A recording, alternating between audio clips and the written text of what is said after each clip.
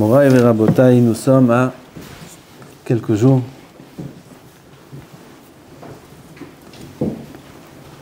du grand jour de Rosh Hashanah, des grands jours de Rosh Hashanah, des grands jours de Aseret Yom Teshuvah, de Yom Kippourim.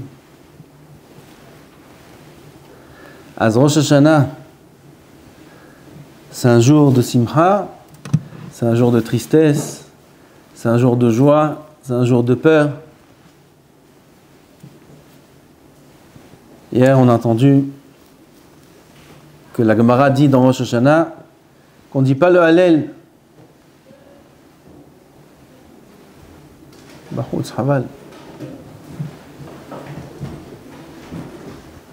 On ne dit pas le Hallel à Rosh Hashanah. Pourquoi c'est pas bien le Hallel? Grande mitzvah de dire le Hallel. Je tarde comme ça les retardataires.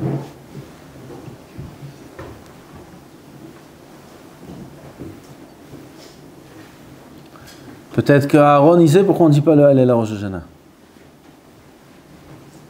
Non? Tu sais pas? On a dit hier. Peut-être qu'Ishaï, il sait pourquoi on ne dit pas le Hallel à Rosh Hashanah. Peut-être qu'Ishaï dit le Hallel à Rosh Hashanah, je ne sais pas. On ne dit pas le Hallel à Rosh Hashanah parce que Sifrei Haim Umetim Ptuhim. À Rosh Hashanah, les dossiers sont ouverts de chacun de nous. À Rosh Hashanah, il y a un Beit Din dans le ciel qui va inscrire chacun dans un des livres, ou celui de la vie. C'est à Rosh Hashanah. Alors je vais venir, je vais dire Alléluia.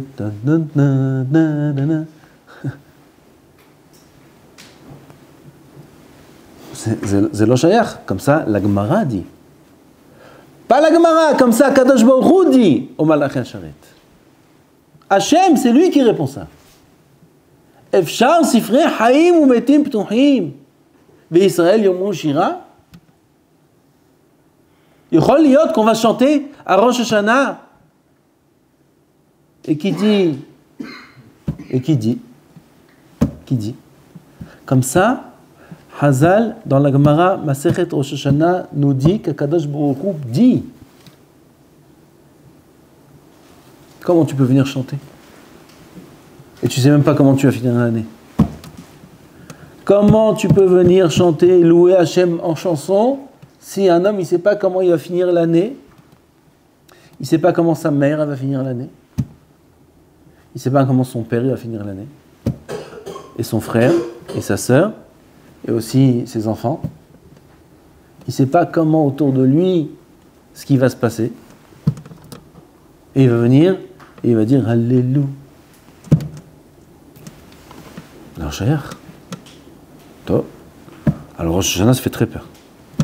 Madaï, aval, Rosh Hashanah, veille de Rosh Hashanah, il faut qu'on aille chez le coiffeur. Ben Ishraï dit qu'il faut être mechaven, d'être mekayem, la mitzvah de peot. Parce qu'on ne va pas raser la péa. Je n'ai pas dit qu'il faut laisser pousser les peot. Mais le fait même qu'on ne va pas couper la péa, alors on est mekayem, la mitzvah de péa. Donc on va chez le coiffeur. Rosh Hashanah, on s'habille avec de beaux vêtements et on mange de bonnes choses. De la viande grasse, tu nous as lu le matin, de la viande grasse. Mashmanim. Alors quoi? Ben maintenant, comment il faut vivre à Rosh Hashanah?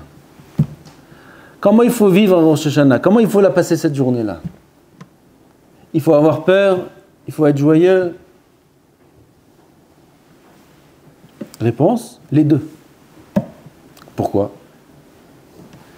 Parce que Rosh Hashanah, c'est-à-dire à partir de Rosh Hashanah jusqu'à Kippour, c'est des jours où il y a des rachamim immenses qui sont déversés sur terre.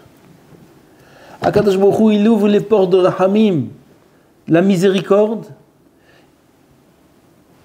Vous savez à quel point, je ne sais pas si vous allez comprendre ce que je veux dire, j'espère que vous allez comprendre. Vous savez à quel point Akadosh Baruch Hu, il déverse les rachamim pendant les Yamim Noraim de Rosh Hashanah et Kippour? À tel point qu'il y a une notion du Yehudi de Kippour. Vous connaissez le juif de Kippour? Le juif de Kippour, c'est celui qu'on voit qu'à Kippour à la synagogue. Le Yehudi de Kippour. D'où il sort celui-là? Toute l'année, il n'est pas là. Toute l'année, il fait ce qu'il veut. Il mange ce qu'il veut. Pitom arrivé Kippour, là, il y en a même, ils jeûnent. Il y en a, ils jeûnent. Ils ont perdu la tête. Ils ont perdu la tête. Ils jeûnent à Kippour. Qu'est-ce que tu fais? Mange! C'est Kippour. C'est Kippour. Les rues, elles sont vides à Kippour. Pas les rues de Givat Ze'ev. Pas les rues de Jérusalem. Les rues de toutes les villes. Elles sont vides à Kippour. Ce ne sont pas des endroits où il y a des goïms. Personne ne sort à Kippour. Personne ne va faire mangal à la Kinneret à Kippour. Personne, la Kinneret, elle est vide. Contrairement, Ba'avonotanu Arabim, à tous les Shabbatot de l'année. Makara. Makara, Makara. Makara. Hakadosh Baruch Hu, il déverse des rachamim immenses qui pénètrent dans le cœur du juif le plus sale, le plus loin, le plus, tout ce que vous voulez. C'est pas le juif qui fait Kippour, c'est le Kippour qui fait le juif. Alors je ne sais pas si vous vous rendez compte de ce que ça veut dire qu'Akadosh Baruch Hu, il déverse des rachamim dans le monde. Ça veut dire qu'il réveille tous les cœurs malgré eux. Les cœurs les plus sales, les cœurs les plus loin, les juifs les plus loin de la terre, qui font rien toute l'année, ils viennent à la synagogue Kippour. Makara. C'est Kippour, là, il est. Vous savez ce qui se passe à Kippour? Quand il ouvre Sha'arei Shamayim. La Hirat Shamayim descend et elle remplit le cœur de chaque juif. Il n'y a pas de rachamim plus grand que Yom Aseret Yemei Teshuvah. Le summum, c'est à Kippour. Alors, ça commence à Tzet HaKochavim de vendredi soir prochain. Pas qui arrive, la semaine prochaine. Le premier jour de Rosh Hashanah. Arubot, un déluge de rachamim. C'est pas une simcha, ça? Il y a une simcha plus grande que ça? Vataï, tu sais ce qu'on peut faire le jour de Rosh Hashanah? Tu sais ce qu'on peut faire à Aseret Yemei Teshuvah? Maintenant, on va rajouter plus que ça. Hayom, Harat Olam. Comme ça, on dit, la tefila de Moussaf. Hayom, Harat Olam. Hayom, Rosh Hashanah. C'est la naissance, Harat, la naissance du monde. C'est qui? Le monde a été créé à Rosh Hashanah? Quand est-ce qu'il a été créé le monde? Dimanche. Kaf He Be'elul. Briat HaOlam, c'était Kaf He Be'elul. Aleph Tishrei, c'est la création de Adam. Adam Arishon. Akadosh Baruch Hu, il a créé le premier jour de Rosh Hashanah, Yetzir Kapav, chez la Shamid Barach, la créature la plus importante de la Bria, c'est l'homme. Adam. Akadosh Baruch Hu, il a créé l'homme avec des rachamim qu'on n'a même pas une notion, même pas un jour, même dans le Olam Haba, on ne pourra pas comprendre. Combien de rachamim Akadosh Baruch Hu il a de vouloir créer l'homme? Même dans le Olam Haba, on ne pourra pas comprendre ça. Qu'est-ce qu'il a, Hachem, chez l'homme? Qu'est-ce qu'il a besoin de l'homme? Besoin? Pour toi.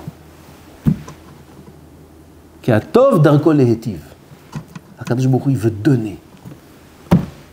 Il veut donner, il a créé l'homme. Il n'a créé pas l'homme. Il a créé tous les olamot, parce que tout est dans le but de l'homme.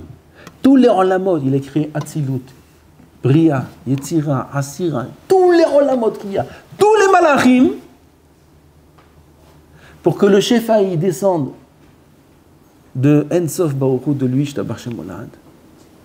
Il descend parce qu'il doit passer par tous ces filtres pour qu'il arrive à nous à dose qu'on puisse supporter. Il fallait créer tous les olamot, il fallait créer. Et après, il fallait créer la terre, il fallait créer les animaux et les nations et tout ce qu'il y a sur la terre pour servir l'homme, pour qu'il puisse servir Hashem Yitbarach, pour qu'il puisse jouir du Chesed d'Hashem, de la lumière d'Hashem, du Sachar dans l'Olam Haba. Tout ça, ça s'est déroulé le premier jour de Rosh Hashanah. Il y a des rachamim plus grands que ça au monde. Et ça s'est déroulé il y a combien de temps? Non, c'était le premier jour de Rosh Hashanah, il y a 5784 ans là bientôt. Le jour de Rosh Hashanah, ça s'est déroulé il y a 5784 années. C'est vrai ou pas? Non, c'est faux. Ça se déroulera à Rosh Hashanah. Parce qu'on dit Hayom Harat Olam. Hayom. À Bota, il faut faire attention à ça. C'est pas de l'histoire. En souvenir de la création de l'homme, nous commémorons. Ça, Hayom Harat Olam. Aujourd'hui, l'homme, il est créé. L'homme va être recréé à nouveau. L'homme, c'est nous. On va être recréé à nouveau à Rosh Hashanah Rabotai. C'est vraiment comme ça. Ça ne se passe pas au niveau de la Chitzoniot. On a expliqué ça peut-être Shabbat, je ne sais pas quand est-ce qu'on a parlé de ça. C'est pas, il y a la Chitzoniot, il y a la Pnimiot. La Chitzoniot, c'est la Gashmiot. La Gashmiot, c'est pas au niveau de la Gashmiot que ça se passe, sinon on nous verrait disparaître et réapparaître. Mais au niveau de la Pnimiot, ça se passe. C'est ma mâche comme ça, on est recréé à Rosh Hashanah. Alors quelqu'un qui a des meubles à la maison, il a des vieux meubles, il peut vivre avec. 20 ans, 30 ans, ils sont vieux, ils sont cassés, il a rafistolé la porte, il a rajouté une vis, il a rajouté une étagère, bon, ça tient plus ou moins. Il renouvelle, bon. Mais s'il va acheter des meubles, il va acheter des meubles comme ça? Non, si on va acheter des meubles, on va acheter du neuf. Du propre. À Rosh Hashanah, c'était la suite de l'année dernière. Ah, alors l'homme, il est comme il est. Qu'est-ce que je te dis? Je suis comme je suis, moi. Qu'est-ce que je te dis? Et avec mes défauts, avec mes qualités, je fais avec, on fait avec. J'essaie de servir Hachem comme je peux, et c'est tout. Donc encore une année, ça fait déjà 20 ans, c'est comme ça. Encore une année, peut-être, j'espère pas, encore peut-être 50 ans, 70 ans. On va savoir. On fait avec les vieux meubles. Si c'était vraiment comme ça, il y aurait une tarna. Avad Rosh Hashanah, c'est neuf. Tu achètes du neuf, tu vas rester comme tu es. Tu vas rester comme tu es. Avec tes midotes, avec ta paresse, avec ta jalousie et ta gava. Avec ça, tu vas rester. Quand tu vas arriver encore en retard à la tefila, après Rosh Hashanah, tu vas encore aimer l'argent et ci, et ça, et ça, et ça, et les plaisirs de ce monde. Ah, après Rosh Hashanah, pourquoi tu restes avec tes vieux meubles? Pourquoi tu restes avec tes vieux meubles pourris? Pourquoi tu n'achètes pas du neuf? Parce que Rosh Hashanah, tu peux acheter du neuf.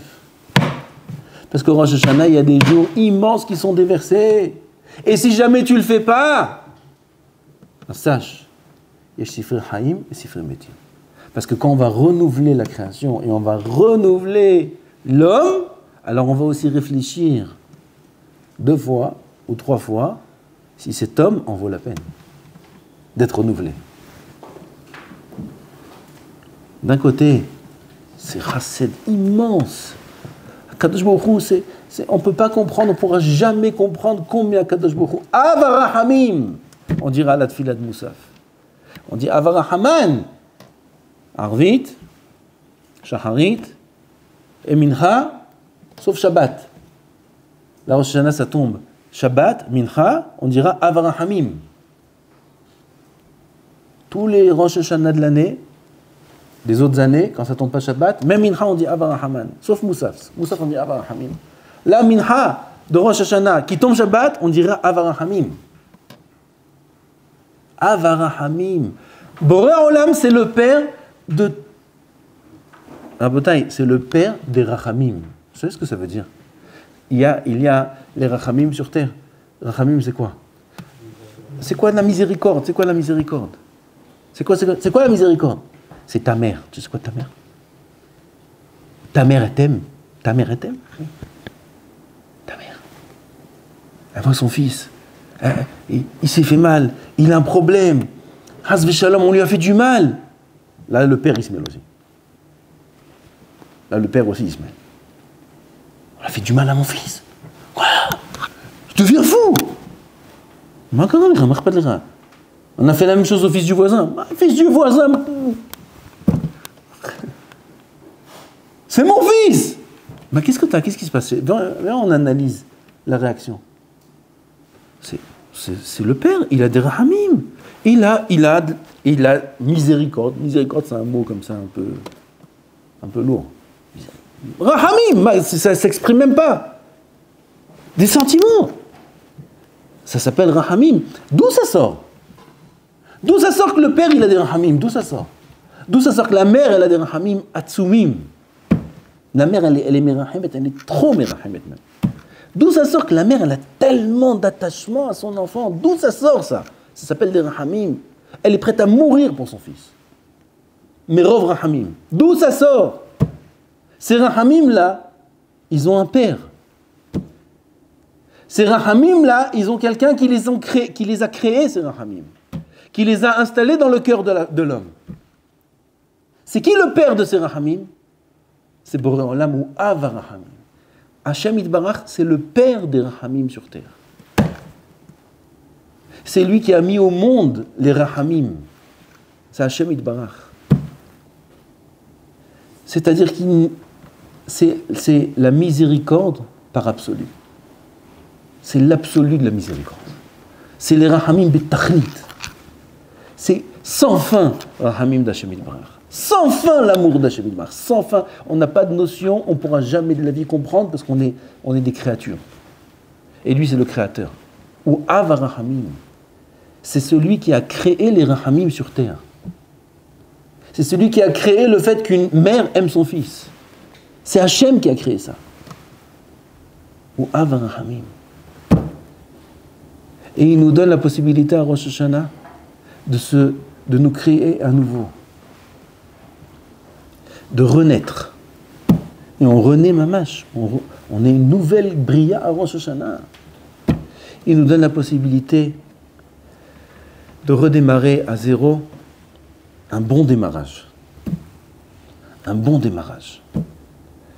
Comprendre que c'est lui, le créateur du monde. C'est lui qui gère tout sur terre. C'est lui qui nous gère. C'est lui qui nous donne tout. Nous, toute l'année, on n'est pas là-bas. Toute l'année, nous, on fait des choses qui ne sont pas des choses bénéfiques pour nous. On ne fait pas la Torah. On ne fait pas ce qu'Akadosh Baruch Hu nous a demandé de faire dans la Torah. Vous avez la force, je vous raconte une histoire. Hein? Ou alors... je voulais la garder pour la Neila, cette histoire. Je l'ai lu hier. J'ai dit, celle-là, c'est pour la Neila.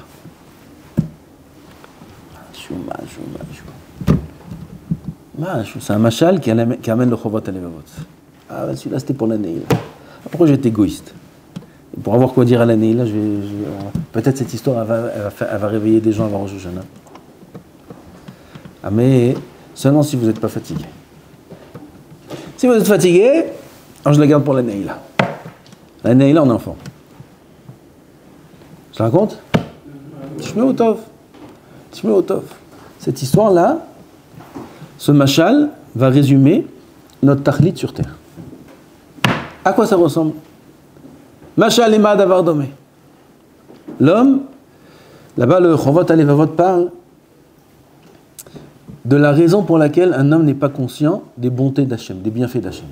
Shara Bechina, c'est au début de Shara Bechina. Bechina, ça veut dire savoir analyser, l'ivron c'est analyser en hébreu, analyser les actions d'Hachem sur terre, avec soi-même, autour de nous. Savoir analyser et voir combien Akadosh Baruch Hu est bon. Et il commence le Chovot Halevavot, Shara Bechina, en expliquant pourquoi on ne sait pas analyser. Pourquoi on se plaint? Pourquoi on n'est jamais content de ce qu'on a? Pourquoi on n'est pas conscient que d'avoir la vue, ça vaut des milliards? Il y a quelqu'un qui est cholèque sur ça. Il y a quelqu'un qui est cholèque sur ça. Que de voir, ça vaut des milliards. Il y en a, il va me dire, attends, combien de milliards? 10 milliards. La vue, ça vaut 10 milliards. 10 milliards? Bon alors, prends-la, donne-moi 10 milliards. Trouve un sur Terre. Tu connais un sur Terre? Nora Botaï. Alors ça vaut plus que 10 milliards. Il n'y a personne qui est prêt à perdre la vue pour 10 milliards. Laisse-moi comme ça, Tafran, laisse-moi voir. Je veux voir mes enfants, je veux voir la Gemara, je veux voir la montagne. Garde tes 10 milliards, ça commence même pas. Bon, tu sais quoi, pas la vue. Louis, qu'est-ce que t'en penses? 20 milliards. T'es fou, quoi. Qu'est-ce qui va perdre Louis pour tout l'or et l'argent du monde? Laisse-moi entendre des belles musiques. Laisse-moi entendre quand on me parle. Je veux comprendre quand on me parle. Moi, je vais commencer à parler avec des signes. Laisse-moi entendre mes parents me parler, ma femme me parler, mes enfants me parler. Laisse-moi entendre comment je rigole avec le petit bébé quand il dit des nouveaux mots. Je veux entendre ça. Qu'est-ce que tu veux me donner des milliards? Je vais perdre ça pour des milliards? Je veux pas. Il y a quelqu'un qui est relègue sur ce que je suis en train de dire maintenant. Que la vue, ça vaut des milliards. Que l'ouïe, ça vaut des milliards. Que de marcher, ça vaut des milliards. Que de pouvoir attraper un objet avec les doigts, ça vaut des milliards. Personne n'est relègue sur ça. Ah, c'est vrai, ça vaut des milliards. Je suis multimilliardaire, je suis. Vadaï. Ah, pourquoi tu fais la tête? Pourquoi tu fais la tête? Non, parce que j'ai pas reçu mon bac. Parce que j'ai pas d'argent. Parce que je suis pas assez. Ah, j'en ai marre. On m'a volé mon truc. Ça s'appelle Shara Bechina. C'est-à-dire, on dit Bekitsu, Ayen Sham, regardez, Chovot Halevavot, Shara Bechina, il nous remet les idées en place. Comment si un homme il sait analyser les bienfaits d'Hachem qu'il fait avec lui-même sur terre, combien il doit être heureux et remercier Hachem tous les jours de ce qu'il a? C'est parce qu'on ne sait pas analyser, on n'est pas bochanim, on ne sait pas analyser combien Hachem est bon avec nous, qu'on ne voit pas les bienfaits d'Hachem, et on a l'impression même parfois que c'est l'inverse. Pourquoi c'est quoi cette vie? Pourquoi j'ai pas ci? Pourquoi j'ai pas ça? Quand il lui arrive des pépins, alors il vient, il se plaint. Regarde tout ce que tu as. Vas-y, dis un machal. Sinon, je ne vais jamais commencer. Il dit un machal, Rabotai, il dit le machal suivant. À quoi ça ressemble? Je ne vais pas le dire comme à l'année, comme je l'aurais dit à l'année. On va dire Bekitsu parce qu'on est à la fin du cours. Mais c'est pas grave, retenez bien ce machal. Une personne, un moshel. Comment on va dire un moshel? Quelqu'un d'important, qui est un dirigeant, qui a un très très bon cœur. Et il aime énormément faire du chesed, il aime faire du bien aux autres. Il a pensé à une idée incroyable, pour aider tous les aveugles. Il a préparé dans sa demeure, une très grande demeure, là-bas il leur a préparé un festin immense, avec des stands, il y a les fruits, comment on dit stand, il y a des Ah, comment on dit en français? Stand, des stands. Il y a des tables avec les boissons, les tables les tables avec tout, un festin immense. Bah, un festin pour un aveugle, c'est pas une super idée, oui, il voit rien. Tu me fais des couleurs, tu sais, il a fait des fruits avec des décorations. Ah, il est très très riche, il a tout, multimilliardaire. Ce qu'il leur a préparé là-bas, hein, et ça c'était la grande surprise. C'était la grande surprise, il leur a préparé quelque chose que même en rêve, ils n'auraient pas pensé qu'il y aurait. Il est parti chercher aux quatre coins du monde les plus grands spécialistes des yeux qui ont des produits qui savent remettre la vue à l'homme. Poker Ivrim, celui-là.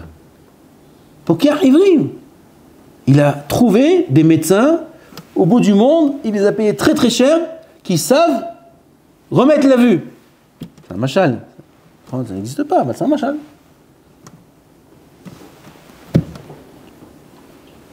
Pas que ça n'existe pas, il y a aussi des histoires comme ça. Et ces médecins-là, avec leurs potions, ils étaient là, présents dans la maison. Et il a fait une liste des aveugles qui sont supposés venir et être guéris, etc., etc. Il ne peut pas prendre tout le monde. Il en a pris une vingtaine, trentaine qui sont invités ce jour-là. Et ils arrivent. On leur dit, vous êtes invités chez le grand Moshel, dans sa demeure, et un festin, et il y a même ça, et ça, et ça, et ça. Et ils arrivent, ils rentrent dans la maison, ils ne voient rien. Ils ne voient rien. Et les médecins s'approchent d'eux. Et on dit, voilà, monsieur, venez, ouvrez les yeux, on va vous mettre tel produit. Non, n'importe quoi. Qu'est-ce que tu racontes? Guérison, pas guérison, vous nous avez saoulés avec vos remèdes. Et, monsieur, venez. Mais arrêtez vos histoires. Ils partent, ils vont dans un autre... Le médecin lui court derrière. Et il va là-bas et il se cogne dans le stand des boissons chaudes. La table tombe. Les boissons chaudes sur lui. Il est tout brûlé. Et il crie. Qu'est-ce que c'est ça? C'est un piège où nous emmenez. Qu'est-ce que c'est? Ce Moshel-là, c'est un voyou. Et l'autre, il entend l'aveugle, il entend le cri de l'aveugle, il commence à paniquer, il court dans l'autre sens. Et là-bas, ils ont préparé un stand avec des grillades, comme ça, au charbon, avec la viande grillée comme ça dessus, sur place, des steaks. La table est tombée, tous les charbons sur lui. Il commence à hurler. Mais c'est des fous ici, sauvons-nous. Mais il ne veut pas sauver, il va se sauver, il ne voit rien. Et l'autre il part dans ce sens-là, l'autre il s'est cassé la jambe, l'autre il s'est cassé la tête, l'autre il s'est brûlé, l'autre il commence à maudire le Baal Habayit. De tous les noms, ils le maudissent. L'anime 400. Il dit le Chovot Alevavot, Divrei Hachamim ki darbonot. Les paroles de la Torah. Les paroles de la Torah, c'est la refoua. C'est celle qui guide l'homme droit. Les paroles des Chachamim, Hazal Akadoshim, les Sifrei Moussa, c'est les paroles d'Hashem Yitbarach qui dirigent l'homme dans le bon chemin. L'homme arrive dans ce monde, il est aveugle. Il est aveugle. Il ne voit rien. Nous, aujourd'hui encore aussi, on est aveugle. On croit peut-être qu'on comprend, peut-être qu'on n'est pas aveugle à un niveau peut-être un peu moins. On est aveugle. Quand j'ai quelqu'un d'autre qui sont complètement aveuglés. Ce monde-là, c'est Olam Hosher, ça s'appelle. Hosher. Hosher, c'est cette galoute là laquelle on se trouve. Olam Azeh Domel Hosher. Ad Shenidme Adam, dit le Mesilat Yesharim, Alamut Shu Adam, Aladam Shu Amud. Tu vois un poteau, tu crois que c'est un homme. Tu vois un homme, tu crois que c'est un poteau. Hosher. Tu ne sais pas distinguer entre le bien et le mal. Ça, c'est l'obscurité, les ténèbres dans lesquelles on vit, nous, dans ce monde. Alors, comment on guérit? Torah. Kiner mitzvah ve Torah or. La Torah, c'est la lumière. La Torah, c'est elle qui va donner la vue à l'homme. Et l'homme, qu'est-ce qu'il dit? Ah, Torah, ça va. faut travailler, faire des études, faire ci, faire ça, il y a plein de choses à faire. Quand j'aurai le temps, une fois par semaine peut-être, je vais aller à un cours, peut-être, ou 1 heure par jour, pour s'acquitter de son devoir. Mais ce n'est pas la Torah qui le guide dans sa vie. Ce qui le guide dans sa vie, c'est beaucoup d'autres choses. La famille. On dit que la famille, c'est pas important. C'est important si elle est guidée par la Torah. Mais si sa Torah est guidée par sa famille, c'est une autre histoire. Son argent, son miktsora, sa profession, sa vie professionnelle, ça, c'est le fil conducteur de sa vie. Son projet professionnel, son projet d'études, son projet familial, son projet, ça c'est le fil conducteur de sa vie. La Torah accompagne son projet. La Torah accompagne son projet. Cet homme-là reste aveugle et il va droit dans des murs. Et après, ça tombe, ça se casse, ça se brûle, ça fait ci, ça fait ça, et il se plaint. Oh là là, j'en ai marre. Qu'est-ce que c'est ça? Et pourquoi? Et je comprends pas. On a tout fait pour que ça marche. Borolam, il t'a mis sur terre, il t'a donné le mode d'emploi, il t'a dit comment ça marche. C'est toi qui ne veux pas écouter. Moi j'ai fait l'homme droit. C'est lui qui fait des hajbonot, c'est lui qui fait des pilpolim. Moi j'ai fait l'homme droit, il dit Hachem. L'homme il cherche tout ce qu'il ne faut pas chercher.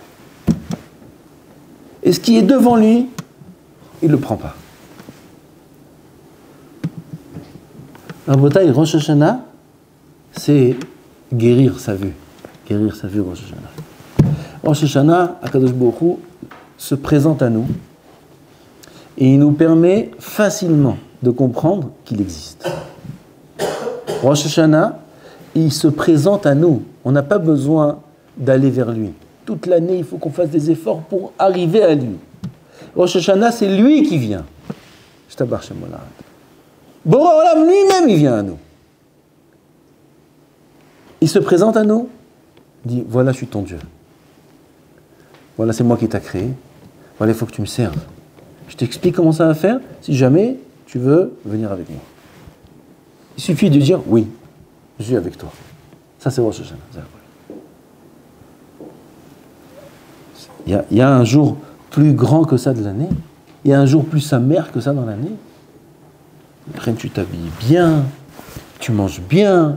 Quel simha! Qu'Akadosh Baruch Hu, il nous donne 10 jours comme ça, si merveilleux, où il nous permet maintenant de redémarrer à nouveau et d'avoir une chance cette fois-ci de voir un peu plus clair ce qui se passe pour cocher dans ce monde. Il y a une joie plus grande que ça. D'un autre côté, faire attention de ne pas passer à côté. Il ne faut pas être comme cet aveugle-là qui rentre dans la maison, qui casse tout. Il ne faut pas passer à côté. Parce que là, la colère du Moshe, elle va être grande. C'est pour ça que je te recrée. S'il y a des sroutavot, et Akadosh Baruch Hu, il voit des raisons qui font qu'on l'inscrit pour une année de vie, tant mieux. Mais c'est pas évident. C'est pas évident. Les gars, je termine avec une question. On a dit, à Rosh Hashanah, les sifrei Haïm et sifrei Metim Petuchim. J'ai pas compris pourquoi il faut ouvrir les livres des vivants. On parle de quelqu'un qui est déjà vivant. Alors il faut ouvrir les livres des morts. Pour inscrire là-bas ceux qui ne vont pas vivre. Mais pourquoi tu vas inscrire dans le livre de la vie celui qui est vivant? Tu as compris la question ou pas? C'est une question forte, non? Non, vous n'avez pas compris? Quoi, je vais écrire dans le livre des vivants ceux qui sont morts? Quoi, on va, à Rosh Hashanah, on va lever des gens du cimetière? Spirituellement. On écrit dans Rosh Hashanah ceux qui vont mourir. Mais ceux qui vont vivre, ouais, pas qu'à ça. Tu dis quelque chose de beau. Il y a vivre, il y a vivre. Sifrei Haïm, c'est pas Vachout. Comme ça, il dit le Ramban. Il dit, il se peut quelqu'un, il va vivre. n'aura pas une Teuda de Mavet dans cette année-là. Il ne sera pas enterré, il va vivre. Mais quelle vie, Amin. Quelle vie, Misken, quelle vie, peut-être la mort c'était mieux. Ça s'appelle Sifrei Haïm, ça, Sifrei Metim. Sifrei Haïm, c'est une vie bonne. C'est une vie agréable, c'est une vie de Simcha, c'est une vie de Gdouja. C'est pour ça qu'il y a besoin d'ouvrir Sifrei Haïm. À Botaï, il nous reste une semaine de préparation. On est jeudi déjà. Ça y est, c'est Erev Rosh Hashanah la semaine prochaine. On veut vivre une bonne vie. Pas pour nous-mêmes, parce que sinon on est hav. On en parlera. On ne veut pas pour nous-mêmes. Donne-nous la vie, donne-nous aide, donne-nous Hazusha. Et là, on veut vivre la raison pour laquelle on a été créé. La raison pour laquelle on vit, c'est cette vie qu'on veut vivre. On veut vivre une vie qui va dans le sens de celui qui nous a donné la vie. C'est ça la vie qu'on veut vivre. Sinon, notre vie, elle n'a pas de sens. Celui qui m'a donné la vie me l'a donnée dans un but précis. Je veux vivre dans ce but-là. Le but pour lequel il m'a donné la vie. Et si on va vivre dans ce but-là, alors, mimela. Vous savez ce que ça veut dire mimela? Peut-être je dis mimeile. Vous comprenez ce que je veux dire? De soi, la vie sera belle. Parce que la vie dans ce monde ne peut être agréable que si c'est une vie de Torah. Une vie où un homme vit tsanoua, où il comprend les valeurs de la hanava et de la hirat shamayim, de l'amour de la Torah. Ah, un homme, il est aux anges, il est. Et encore plus, il aura une vie de but. C'est dans le Olam Haba. C'est ça la vie qu'on veut vivre sur Terre. Et on a l'occasion, Bezrat Hashem, la semaine prochaine, de recomprendre ça à nouveau. De découvrir ça à nouveau. Si on n'a pas bien compris cette année, l'année prochaine, la semaine prochaine, on a l'occasion, pendant 10 jours, de redécouvrir la raison de notre vie. Pourquoi on est sur Terre. De recadrer, de recentrer la trajectoire. Encore un petit peu. Encore un peu mieux. Pour arriver, Bezrat Hashem, au but tellement aimé, chéri par Hashem Yitbarach, celui de nous donner accès au Olam Haba, c'est pour ça qu'il nous a créés. Bezrat Hashem, gam, en attendant, avoir une bonne vie, gam bar Olam Hazeh. Ça, c'est la chose à laquelle il faut se préparer. Il nous reste une semaine. On a déjà parlé du dernier Shabbat, c'est le dernier Shabbat. Le dernier dimanche. Shacharit, ce sera le dernier Shacharit du dimanche de l'année. Ça répare tous les Shacharit de tous les dimanches de l'année. Slichot, Mincha, Limut Torah, Midot Tovot, Simcha, l'un envers l'autre, et ainsi de suite. Là, on répare, là, on rentre, ça y est. On rentre dans le processus là de la fin de l'année, dernière semaine de Elul. Il faut se préparer sérieusement, il faut s'y mettre pour arriver à Rosh Hashanah avec le bon état d'esprit. Hashem yizakenu shenizke lektiva, lechatima tova, velachzor b'tshuva shelema, amen.